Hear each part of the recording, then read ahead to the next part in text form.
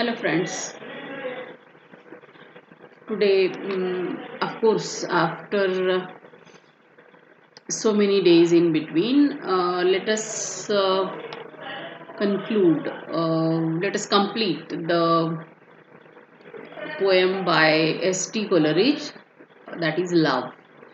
And so far, we have completed 17 stanzas out of 24, and today I'll discuss stanza number 18 onwards, 18 to 24, the last stanzas. Okay, so in the 17th stanza, um, there is this speaker who is a lover, is narrating, is singing the song of the night, and uh, his love for the lady of the land, and how in order to save her modesty from a gang of bad people, the knight gets injured and uh, dies later on. But after this narration, the narration of this particular incident, Genevieve could not tolerate to listen further. That is the death, about the death of the knight, and she accepts her lover's love for her. So let us continue stanza number 18 of uh, Coleridge's poem Love. I read, all impulses of soul and sense. Impulse is the strong desire to do something. All impulses of soul and sense, of the mind and the body, had thrilled my guileless Genevieve. Guileless is innocent. Okay, without any deceiving tactics. Okay, so it thrilled, excited, or pleased. So this tale of the knight and his lady love had thrilled innocent Genevieve. The music and the doleful tale, the music of that song sung by the knight, and the miserable and the sad story, the rich and balmy eve, balmy, gentle, soothing, warm, and the atmosphere of the evening, that is gentle and pleasing and warm. And stanza number 19, and hopes and fears that kindle hope. Paradox, hopes and fears that kindle hope. Kindle is to make somebody start feeling some desire or some hope. So there are hopes, uh, but there are fears as well in her mind, and it's an undistinguishable throng. Throng is the crowd, so many things gathered together. So it's a kind of combination in her mind, in Genevieve's mind, of hopes and fears when she listens to this sad tale of the knight's love for his beloved, sung deliberately in front of her by her lover, that is the speaker in the poem, in order to win her love. And gentle wishes long subdued. So this this atmosphere, the sad tale of the night, the rich and soothing atmosphere of the evening, and the hopes and fears in her mind, plus the gentle wishes long subdued. There are wishes, there are desires of her own in her mind which were long controlled. So far, those wishes were controlled because um, a woman, an unmarried girl especially, she is not allowed to express her desire, express her wishes freely. So Genevieve also had controlled her gentle wishes so far, subdued and cherished long. So they were controlled, they were there, stored in her unconscious mind, and they were at the same time they were cherished. They were kept in her heart. Okay. Stanza number 20. She wept with pity and delight. Now, all her desires, all her wishes, so far stored and controlled in her mind, come out of, uh, come out in the presence of her lover, that is the speaker. Now she could not control and she expresses them freely, um, in the form of tears. She starts weeping. She wept with pity and delight at the same antithesis paradox. She is happy as well as she is sad.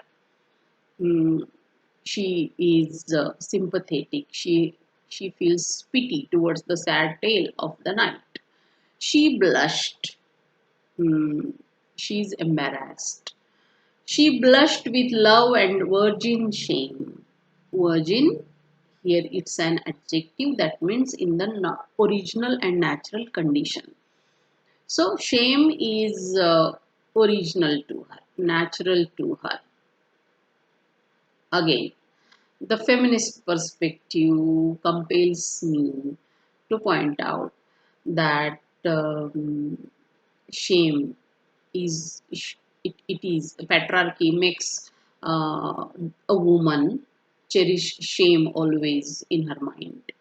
She blushed with love and virgin shame, and like the murmur of a dream, I heard her breathe my name.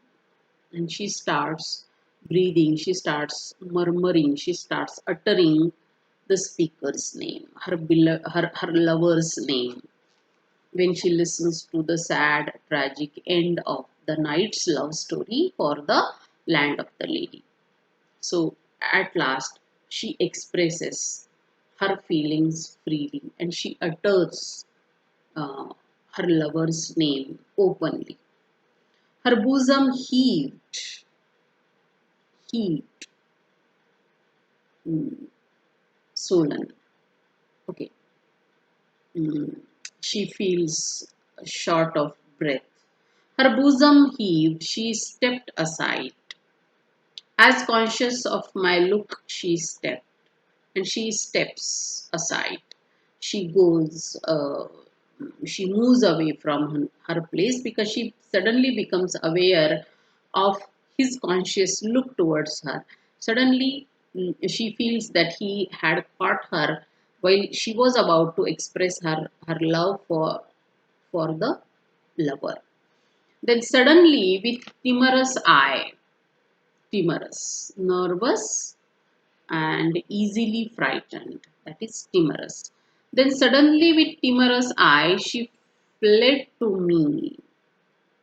She runs towards him and wept and starts weeping. So, this is how she expresses. At last, she accepts his love and she expresses her own feelings for the lover. She fled to me and wept. Next stanza. She half enclosed me with her arms. She hugs him. She half encloses him with her arms. She pressed me with a meek embrace. She embraces him meekly, quietly, gently, and bending back her head, look up. And then she looks up towards her lover and gazed upon my face, and she keeps on looking at his face. Next stanza. It was partly love and partly fear, but it's not 100% love. It's a combination of it is part love and part fear.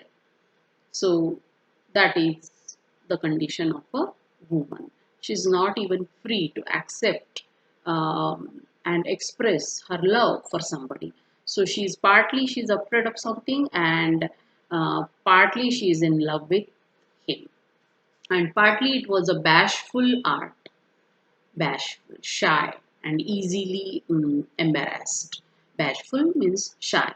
It was a shy act on her part. It was a shy kind of art that I might rather feel than see the swelling of her heart. And since she was embracing him, since she was hugging him, he could experience, he could feel the touch of her swelling heart, of her heartbeats.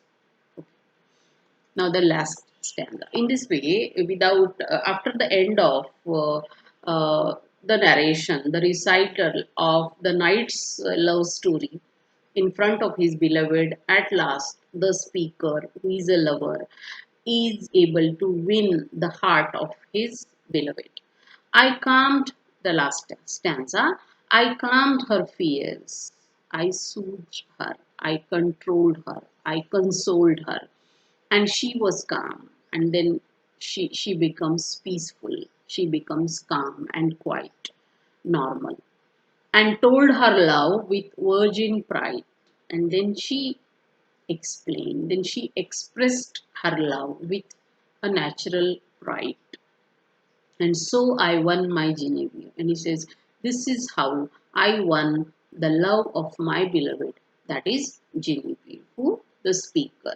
My bright and beauteous bride. The last line, full of alliteration. My bright and beauteous bride. So you can feel, you can understand the power of the figures of speech, how music is created.